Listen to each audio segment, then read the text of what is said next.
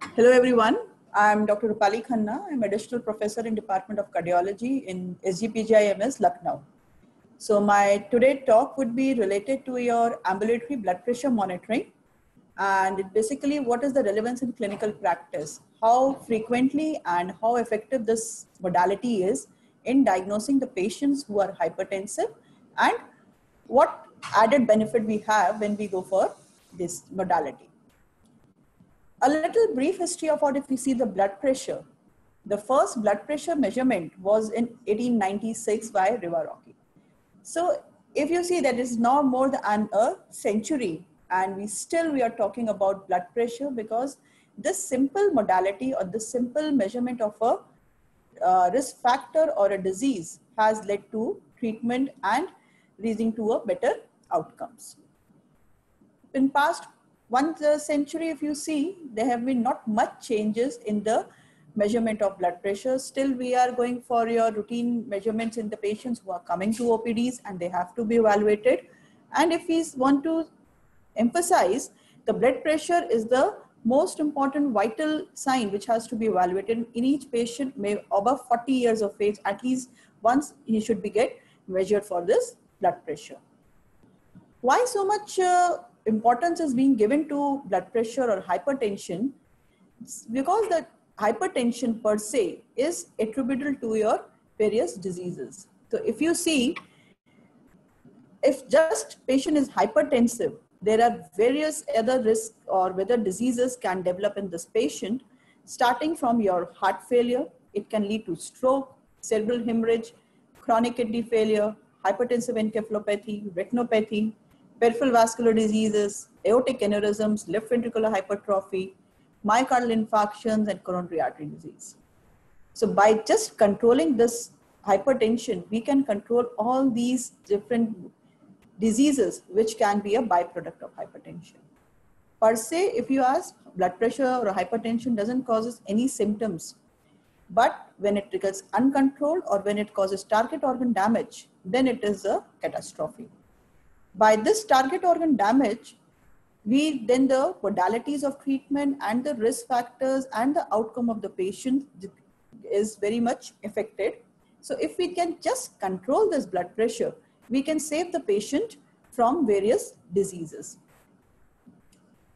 So before starting my talk, I will give you 4 case scenarios. We will discuss regarding 4 case scenarios, and then we will see how this modality of ambulatory blood pressure monitoring is helpful in these different case scenarios. So the first case is basically a patient, a 40-year-old female. So you're sitting in your OPD and she is a 40-year-old female, comes to your OPD, she is non-diabetic. And she says she has 2 readings of blood pressure 150 by 80 mmHg. You record it, you make her sit for another 5 minutes, again take the reading, it's again 150 by 80 mmHg. She denies any family history of hypertension. There is no evidence of target organ damage. Now what to do next? Should you advise antihypertensive to this patient directly? Or you should say, okay, let me do some more investigation and see what else is there. Is it a white coat hypertension or whatever the reason it is? Let me evaluate it again. A case scenario 2. Now this is a 55-year-old male. He is obese, he is mild renal dysfunction, and he is already on 2 drug therapy. His blood pressure in your office recordings is always showing 130 by 80. But despite that office BP recording of well-controlled blood pressure, he's still having a progressive renal dysfunction and left ventricular hypertrophy. So what to do next? You would assume that this left ventricular hypertrophy or renal dysfunction is per se your patient is underlying chronic kidney disease, or there is something else which we are missing in this case. If you will see a third case, now he is a 30-year-old male with a male smoker, and he has a reading of a BP of 130 by 80, and he presented with your mild renal dysfunction and concentric LVH. So what do we assume? He is not a very big athlete and he's having a good sedentary lifestyle. So what to do next? Should we label it, okay, he's hypertensive, or should we say, okay, that we have to see whether it is normotensive, or we have to investigate if it's hypertensive or not. And a fourth scenario is a 65-year-old female. He's in atrial fibrillation on 3 drug therapy, and continuously her BP recordings are 180 by 100. So should we go for a ambulatory BP testing in these cases, or should we just keep it on medical follow-up? So coming over to all these scenarios which I discussed, first we have to see the criteria or what are the different methodology by which we can diagnose hypertension. So if you see this, there are various guidelines which have been proposed, and recently there have been major changes also in these guidelines. Recent guidelines, which was in 2017, ACC proposed the guidelines for diagnosis, prevention and detection and evaluation of the patients with high blood pressure in adults. In 2018, ESC came up with the guidelines for management of hypertension, and recently in 2019, NICE presented the guidelines for hypertension in adults diagnosis and management. So if we look at about these guidelines, now their criteria for the cutoff, there has been some changes. ACC now said to diagnose on hypertension, it says take a cutoff of 130 by 80 mmHg. So it labels a normal blood pressure to be less than 120 by 80, elevated or a high normal to be 120 by 30 and less than 80, whereas it's labeled stage 1 hypertension is as more than 130 by 80. But if you see the treatment stuff, it doesn't say that treatment should be started in all the patients who present with 130 by 80 mmHg of blood pressure. They say look at the cardiovascular risk scores, evaluate them, and then we will see whether the drug has to be started or not, or you just have to advise lifestyle modification in these cases. If we see your ESC guidelines, so ESC guidelines, they cut off, they have kept it as 140 by 90. They say it's okay. Office blood pressure, if it is more than 140 by 90, we will diagnose as a hypertensive. Otherwise, we will just try to keep it on, not label it as hypertension, we will label it as a high normal blood pressure. But they added 2 more things. They said, okay, we have to evaluate for this patients for ambulatory blood pressure monitoring also. What is it? If it is ambulatory BP monitoring, if the 24-hour BP is more than 130 by 80, then also they label it as your hypertensive. So if we compare these 2 guidelines, the blood pressure, clinic blood pressure, if they say, the ACC say it should be more than 130 by 80 to diagnosis for hypertensive, whereas ESC says 140 by 90 mmHg. Whereas if we see the home BP monitoring, it says 130 by 80 and ESC says no, 135 by 85. And if we go for your daytime BP and the nighttime BP, again, there is a difference of 5 millimeter of mercury. So in net, it is, if the ambulatory BP is on the higher side by 130 by 80, then you have to label these patients as hypertensive. But why do we need this out of office BP monitoring? Why can't we say, okay, that's the clinical BP monitoring we will do and that would be more than enough? The data have shown that the clinical office BP monitoring is always not very accurate, and they have not shown a very good correlation with your cardiovascular mortalities and morbidities in future as compared to the out of office BP monitoring. So there are 2 modalities by which we can do a out of office BP. One is your ambulatory BP and the second one is your home BP monitoring. Ambulatory, I will just discuss what it is, ambulatory BP monitoring. So basically ambulatory BP monitoring is a device which is usually worn by the patient. The cuff is tied, most probably a non-dominant arm or whatever the arm with which they have a higher blood pressure. And the the device is connected, which is a small device about like a size of a mobile, and it is given inside the pocket of the patient. Now this device takes blood pressure to a period of from 24 to 48 hours depending on the battery life, and the parameters which we can set in these cuff inflation is during daytime we can set at the frequency of 15 to 30 minutes during daytime, and during night we can set the frequency from 30 to 60 minutes during night. Then according to it, average daytime and average nighttime BP is calculated and a 24 average BP is calculated. Now how to define that nighttime? All the machines are usually programmed nighttime from 10 p.m. to 6 a.m. But this programming can also be changed by depending on the patient's waking and sleeping hours. It can be from 11 a.m. to 7 a.m. or it can be your 9 p.m. to 6 p.m. Why this nighttime timing is important? Because I will show that why the night BP monitoring and the daytime BP monitoring should be assessed separately. So there are certain instructions which are given to the patient whenever the ambulatory BP monitor is tied up. First and foremost, there should be not any thick covering in your arm. A patient should wear a short sleeve shirt or a blouse or very thin cloth so that the cuff can be tied across it very easily. Second, the patient should be counseled. See, if it is very, we all have got your blood pressure got measured, the inflation of cuff itself causes a very tightening feeling in your arms, and which is sometimes very uncomfortable.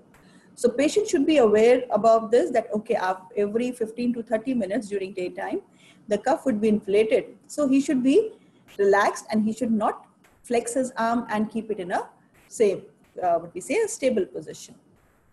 So we should tell them, patient, whenever the cuff gets inflated, keep your arm relaxed, keep it still, and once the cuff gets deflated, then start the activity with your arm. So usually this cuff is tied in the non-dominant arm. And patient should be instructed on how to stop an individual measurement if it commences at an inconvenient time. Usually the monitors have a small button on it in which, suppose you are not feeling comfortable that there is inflation, you can just press that button, the inflation will stop.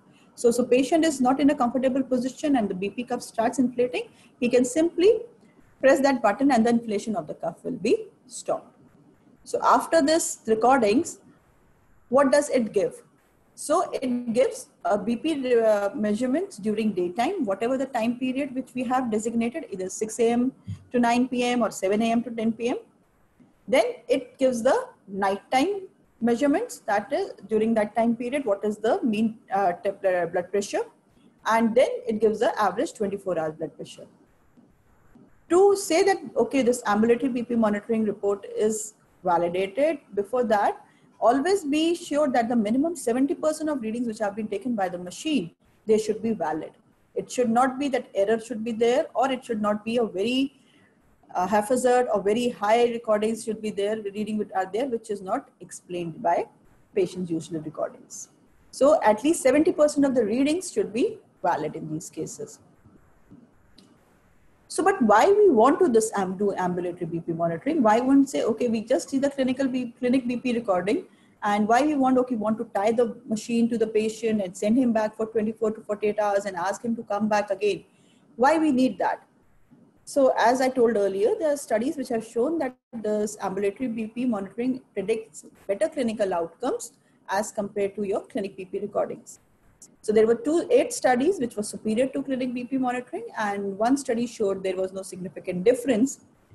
So these are the different studies which were started in basically 2004 to 2012.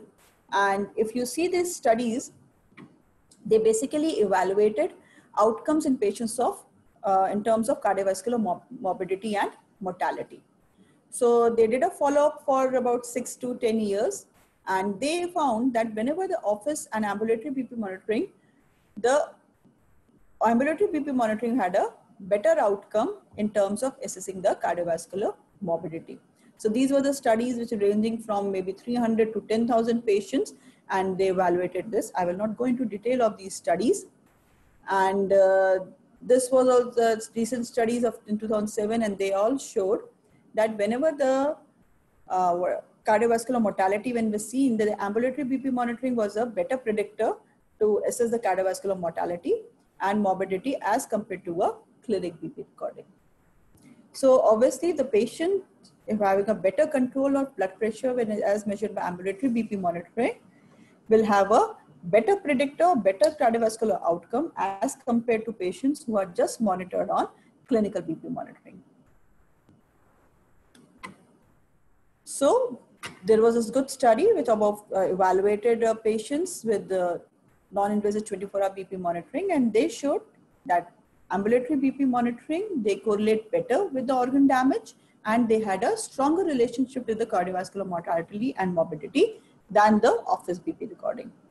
Whereas if you see, there was cardiovascular events were definitely higher in patients with a lesser nocturnal dip. I will tell you what you mean by nocturnal dipping.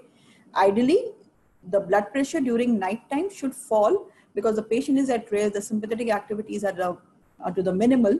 So the patient blood pressure should be lower than the blood pressure of the daytime. So during night, usually the BP fall by 15 to 20% as compared to daytime.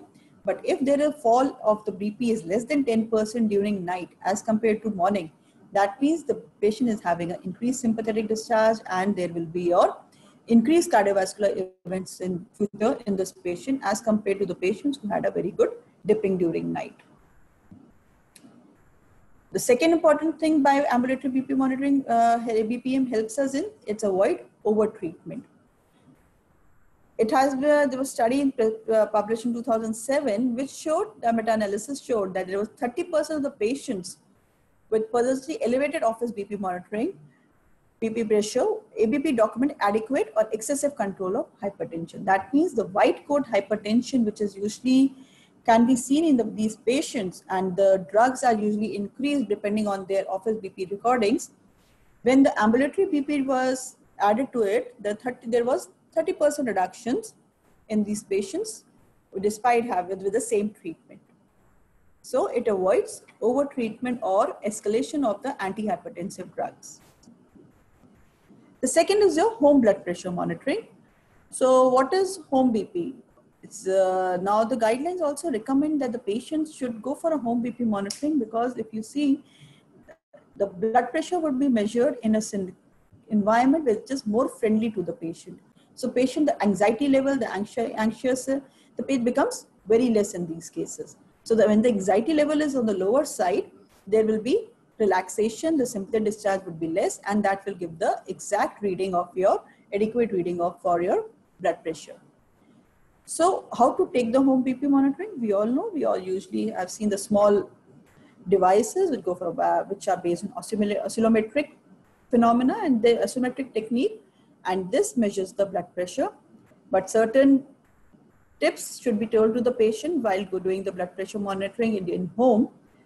Ask the patient to relax, sit comfortably, keep his arm at the rest state. It should be supported, and the cuff should be of adequate size, and it should be tightly fit. The patient should not have taken any coffee or tea half an hour prior to your BP measurement, and he should have not gone just after exercise should not be done. So at least 2 consecutive measurements should be taken at least 1 minute apart, and with the person seated. BP should be recorded at least twice in a day. That means in the morning time and in the evening time, and it should be recorded for at least 4 days, but ideally 7 days. So total 14 recordings should be done in a patient of home BP monitoring to diagnose whether he is hypertensive or he is not hypertensive. So you will ask the patient to get a flow table of your 14 readings, and depending on that 14 readings, you should we will diagnose whether the patient is hypertensive or not hypertensive, and the treatment, whether it has been started, is he adequately controlled or not. So there are certain advantages with home BP monitoring. What are these advantages? See, home BP monitoring as ambulatory BP monitoring, they predict cardiovascular morbidity and mortality better than the office blood pressure. Second important is patient self-monitoring. We all know, see, like we are all advise these patients, suppose diabetic patients, we advise, okay, you should measure your blood sugar level and all that during at home. So it has been seen when the patient measures its own blood sugar levels, he gets more strict, and he gets more disciplined while maintaining taking his tablets and controlling his diet. Same way, when the patient is advised to go for self-monitoring of blood pressure, it has been shown that the patient becomes more adherent to his medications and the BP control is better. So home BP monitoring also helps in the patient's adherence to the medications. Second, home BP monitoring is more reproducible BP data and more related to your organ damage, particularly LVH. So the patients having a controlled home BP monitoring and a blood pressure is controlled at home, then the target organ damage decreases significantly as compared if they were just monitored on office BP. So this was a study which was published in 2013, and they evaluated, okay, they gave the patient go for a self-monitoring in these cases. So they found that when there was a greater decrease in blood pressure at the end of the 6 months when the patient were advised go for a self-monitoring as compared to just on office BP readings. And there was a greater decrease when at the end of 12 months when they were compared with your just office treatment. So that means it's a sustained result, self-monitoring, and because of more patient adherence and better reduction in blood pressure as compared to just office blood pressure. So these were the two modalities which have been advised out of office blood pressure monitoring. So how to use in a clinical scenario? So what is their utility? First and foremost, as I told you, in diagnosing hypertension is important.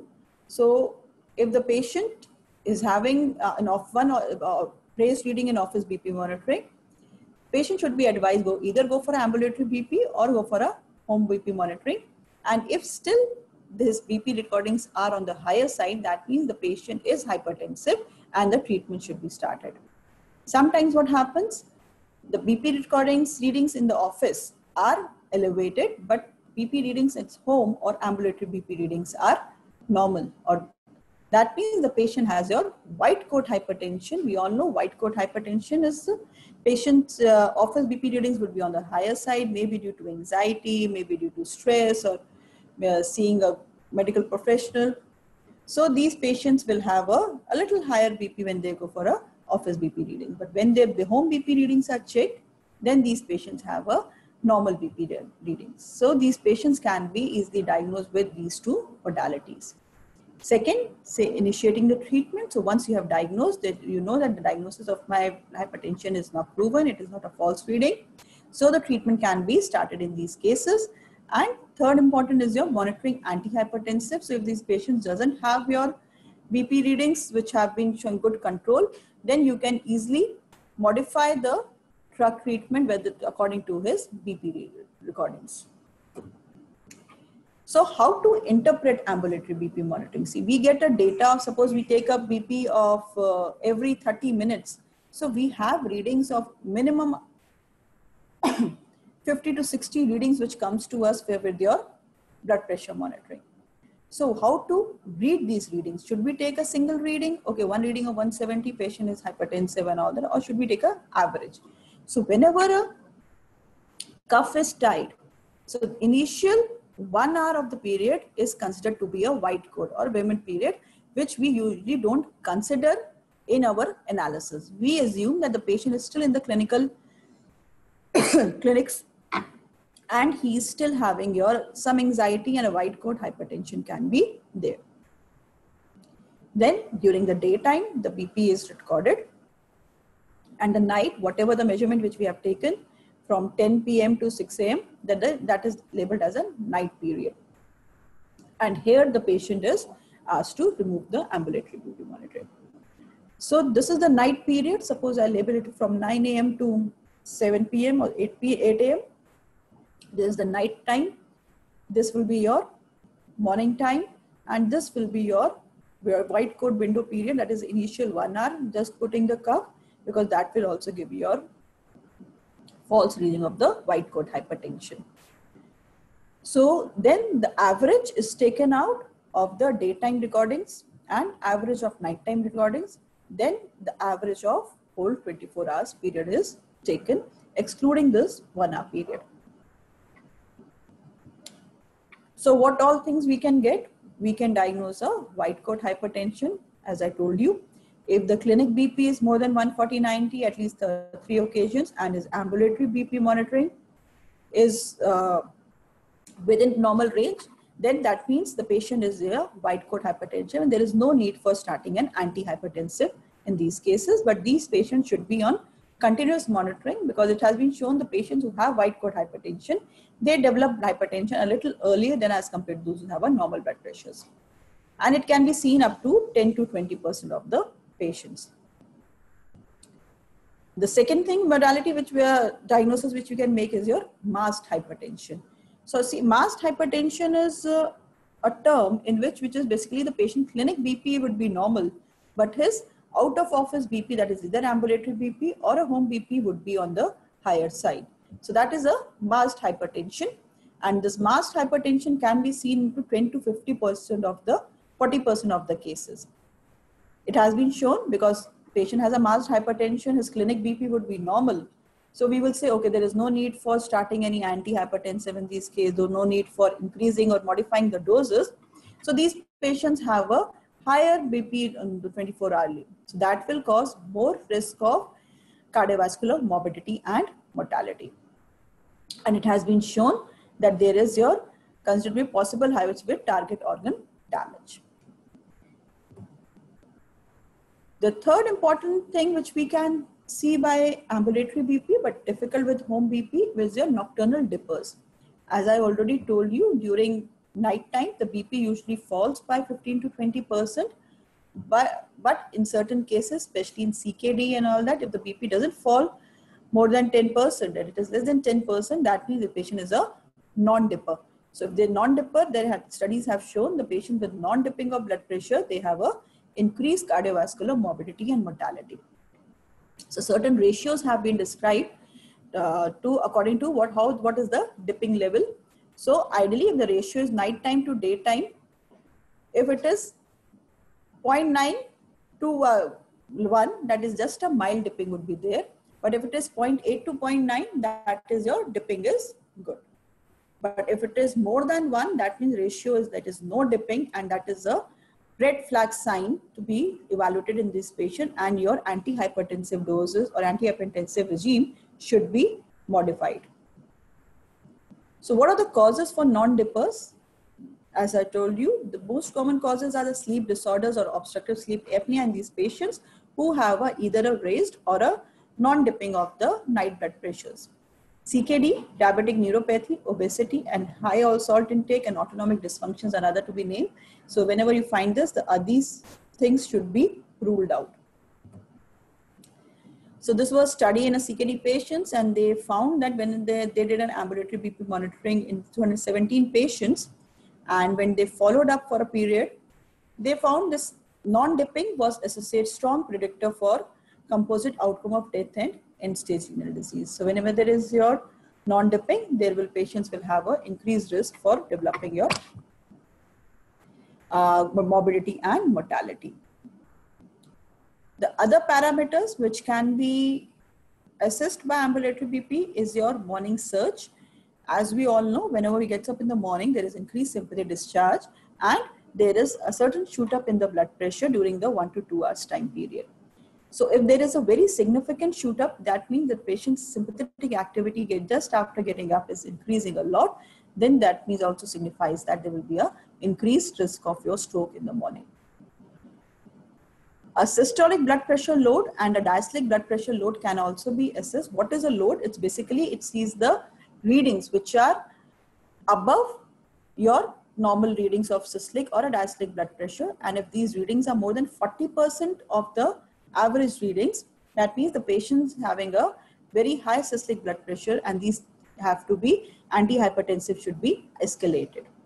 And the fourth thing which we can assess is ambulatory arterial stiffness index, which is the ratio of diastolic blood pressure with the systolic blood pressure, average systolic blood pressure towards whole day, and then it depends on the slope is formed, and we see the stiffness in the arterial stiffness index, whether the diastolic blood pressure is getting below the parameters or not. So these things are there, but these are basically for research purposes, not for your in the day-to-day daily practice. We don't use them. So regarding this, what do guidelines recommend? Should we use ambulatory BP or home BP in all the cases? So now ESC and ACC both have given a class 1 indication that the out-of-office BP monitoring is specifically recommended for a number of clinical conditions, especially for a white coat hypertension and a masked hypertension, in quantifying the effect of the treatment and maybe the possible side effects. Sometimes the patient complains of the postural hypotension and all that. Then these ambulatory BP monitoring comes to rescue, and it's a class 1 indication that these should be done in these cases. So what all we can diagnose whenever we go for out of office BP? So these are the 4 clinical scenarios which can be diagnosed by the out of office BP. So if out of office or clinic home BP is normal, normotensive and the home BP is also office BP is also normotensive, then the patient is your normotensive. It has no need for any starting any treatment, or the whatever treatment he is, there is no need to change the treatment. If his office blood pressure is on the higher side, that means he's hypertensive, but his home BP is also on the higher side. That means patient is a true hypertensive and is a sustained hypertension is there. So the treatment should be either started or escalated depending on his clinical scenario. But if his office BP is normal, but his home BP or ambulatory BP is on the higher side, that means the patient is a masked hypertensive, and these patients have been shown that if they don't get treatment because the clinic BP are normal, they have an increased cardiovascular mortality and morbidity in long run. And if we find our office BP on the higher side and the home BP or ambulatory BP on the normal side, so we know these patients are usually white coat hypertensive, and these patients, treatment in these cases should be not needed, but they have to be regularly followed up because have been shown to have development of hypertension at an early stage. So if we want to use in a patient, which one is superior? Should we go for an ambulatory BP or should we say just home BP monitoring? So is there any preference over other modality depending on the clinical scenario? So if we see the advantage and disadvantages, the disadvantage of ambulatory BP monitoring, if you see, is the availability. So we all know the availability of ambulatory BP monitor is still not available in each and every clinics and each and every hospital. So that becomes a big drawback. Second is the cost issue, because it is during every investigation, it will be charged. So the cost issue becomes a major problem. And third is your patient discomfort. You all know the cuff inflation in the arm itself is very uncomfortable. So if a patient the cuff has to be inflated every 30 minutes during daytime and every 1 hourly or 30 minutes, 60, 45 minutes during night time, that would be very uncomfortable to the patient. So patient usually try to avoid going for this type of a modality. But what are the advantages is that first and foremost, you get a more smooth reading or more continuous readings of the blood pressure in these cases. So you can get a nighttime reading. You can find out whether they have non-dippers or not. You can see whether they have your morning surge or not, how is the average BP whole day it's going on. So that is the advantage of with ambulatory BP monitoring. But if we see the home BP, so home BP monitoring also has certain advantages. Advantages that first is your availability. It's just not a very expensive machine of 1,500 to 2,000 rupees. You can easily get from your any pharmacy. The BP readings can be done according to your convenience. You can take your BP readings whenever you are comfortable. Cost issue is just a single investment, and this can be used maybe for a few years, and you don't have to buy it again and again or have to pay again and again for the BP readings. But there are some disadvantages. So disadvantages are first and foremost that it's not a continuous monitoring. So you're not very sure about the nighttime blood pressures or the morning surge. So non-dippers cannot be diagnosed with this home BP monitoring. Second, selection bias and chances of errors. How the patient is keeping his arm, how he is trying to put the cuff, whether he has taken any correct prescriptions or not, that becomes a very big issue in these patients with home BP monitoring. But both modalities can be used depending on the clinical scenario, what are the clinical indications. So there was one study which compared office and home ambulatory BP monitoring as a predictor for cardiovascular mortality. And when they compared this office, home and 24 hours monitoring, they found that 24 hours home BP monitoring has a better outcome or better model to predict the hazard ratios in terms of cardiovascular morbidity and mortality as compared to your office and home BP monitoring. So what does the guidelines recommend, or what does the protocol, or when you should be advising these type of out of office BP monitoring?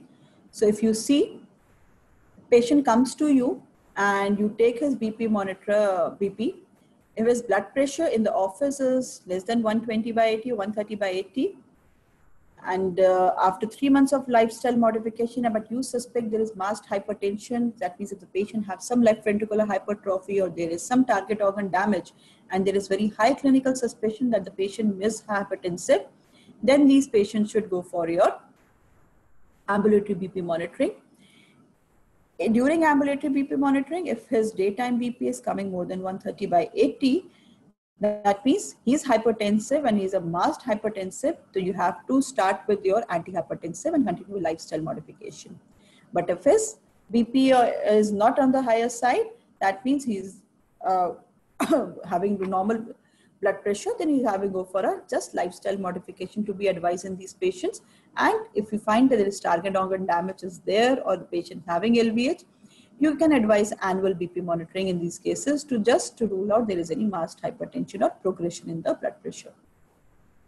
If the office BP first reading is more than 130 by 80, but it is less than 160 by 100, that means not a very severe or high raised blood pressure, then these patients can be due to your white coat hypertension. So when do you suspect white coat hypertension? Is that young patient, very anxious patient, and he has no family history, there is no target organ damage, and his BP readings during office are always coming 150, 90 or something like that. So you should suspect a white coat hypertension in this case. Go for either an ambulatory BP or a home BP monitoring. If you find his blood pressure is less than 130 by 80, that means he's a white coat hypertensive. You just tell him go for a lifestyle modification, but you have to closely follow him up because white coat hypertension is still not a very benign disease. But if his blood pressure during daytime and all that still elevated when compared to your office blood pressure, that means he's a sustained hypertensive and antihypertensive should be started in this patients. So coming back to the clinical scenarios, which I discussed before starting my talk. So if you see this patient in your OPD now, she is a 40-year-old female, she is non-diabetic, she has comes to your OPD, she has 2 readings of 150 by 80, she is little anxious, her heart rate is on the higher side of 110, there is no evidence of target organ damage. So what to do next? So we cannot diagnose this just on 2 readings of 150 by 80 with no other target organ damage or family history. And so we should at least identify or diagnose whether she is really hypertensive or is just a white coat hypertension is there. So you will say, okay, go home, do your home BP monitoring, take at least 2 readings per day for minimum for 4 to 7 days and come back to me. You will see all her home BP readings and take out the average. If on average also, if the BP is on the higher side, then she is a sustained hypertensive. So you have to start the treatment. But if it is normal or the blood pressure is lower, that means she is just a white coat hypertension is there and there is no need for any medication and she to be advised go for an annual checkup. Coming to the scenario 2, if you see this, she 55-year-old male, he is having a renal dysfunction, he is already on 2 drugs antihypertensive therapy and his BP readings are always coming less than 140, 90 and 130 by 80. But still there is progressive renal dysfunction, there is left ventricular hypertrophy. So what to do next? So it may be possible that the patient is a non-dipper or his BP is not getting controlled the whole day. So these patients would go for an ambulatory BP monitoring, go see for the nocturnal dipping pattern. What will you do in the case scenario 3? He is a 30-year-old male. His BP is always coming 130 by 80 in your clinics. But when you evaluate there is some mild renal dysfunction and he's having concentrated left ventricular hypertrophy. So that means you are having a target organ damage with a normal clinical blood pressure. So it may be possible he might be a masked hypertensive, which can be seen in 10 to 30% of the cases. So we should go for either ambulatory BP or a home BP monitoring in this patient and rule out that there is no masked hypertension in this case. A case scenario 4 was a 65-year-old lady. She is in atrial fibrillation. She is already on 3 drugs antihypertensive therapy and still her blood pressure is on the higher side, that is 180/100, should we go for an ambulatory or a home BP? Two things, these both methods are depend on the oscillometric method. So whenever there is an atrial fibrillation, this modality or this technique becomes problematic to diagnose blood pressure or to take BP in these cases. So there will be no role of ambulatory BP monitoring in this case. Start with antihypertensive or modify the antihypertensive, escalate it, and follow up her in the OPDs. So in concluding, so conditions in which I might use your out of office BP monitoring or ambulatory or home BP monitoring are a patient, I have a suspicion for a white coat hypertension, or patient is having an episodic hypertension. Patients sometimes say whenever there is a stress or anxiety, my blood pressure shoots up. In that cases, your ambulatory BP monitoring comes to rescue. I'm seeing a patient who is normotensive during my clinics, but he's having target organ damage in the form of either LVH or renal dysfunction. I would like to do a ambulatory BP monitoring in this patient to see whether there is your masked hypertension or this case.